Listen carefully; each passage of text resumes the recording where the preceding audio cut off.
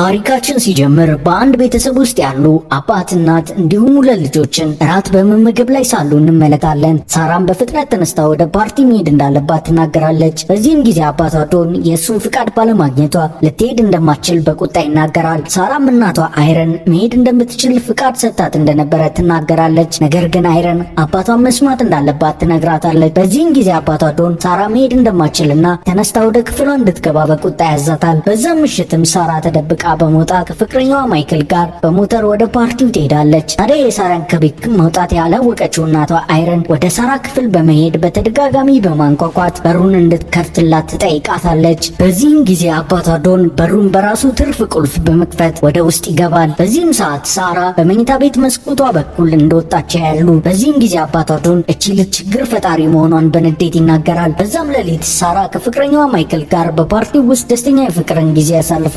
በማግስቱም ጠዋት ማይክል ሳራን ወደ ቤቷ ድረስ በሞተር ሸኝቷት ይመለሳል። በዚህም ጊዜ አባቷ ዶን ውጪ ላይ ቁጭ ብሎ ሁኔታውን ይከታተል ነበር። ሳራ ማታ በወጣችበት መስኮት ልትገባ ስትል አባቷ ዶን